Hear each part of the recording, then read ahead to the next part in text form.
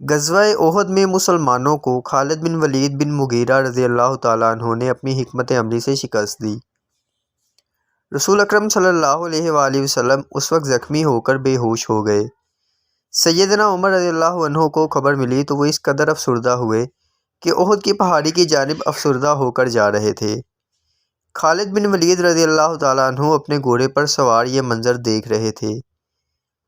اسی اثناء میں ابو سفیان آیا اور کہنے لگا، تم نے سنا کہ محمد صلی اللہ علیہ وآلہ وسلم تو زندہ ہیں، چلو جبل احد پر حملہ کرتے ہیں۔ خالد بن ولید رضی اللہ عنہ نے کہا، تم دیکھ نہیں رہے عمر اسی طرف جا رہا ہے؟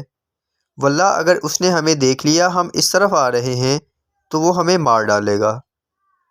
خالد بن ولید رضی اللہ عنہ کی نظر میں سیدنا عمر بن خطاب کی بہت قدر و منزلت تھی۔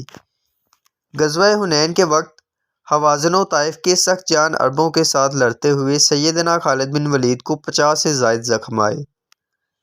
جب سب صحابہ رسول اکرم صلی اللہ علیہ وآلہ وسلم کے پاس پہنچنے لگے تو آپ صلی اللہ علیہ وآلہ وسلم خالد بن ولید رضی اللہ عنہ کو تلاش کرنے لگے، یہاں تک کہ آپ صلی اللہ علیہ وآلہ وسلم کافی دور ایک چھوٹی سی پہاڑی کے قریب پہنچ گئے۔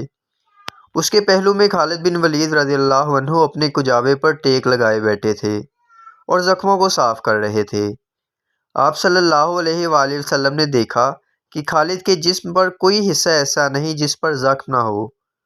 خالد بن ولید رضی اللہ عنہ نے جب رسول اللہ صلی اللہ علیہ وسلم کو آتے دیکھا تو کھڑے ہونے ہی لگے کہ رسول اللہ صلی اللہ علیہ وسلم نے بیٹھنے کا فرمایا۔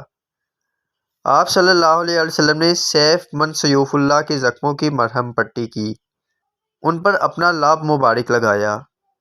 یہی خالد تھے جو احد میں مسلمانوں کو شکست دے چکے تھے، لیکن جب سایہ نبوی صلی اللہ علیہ وآلہ وسلم میں آئے تو سیف اللہ بن گئے۔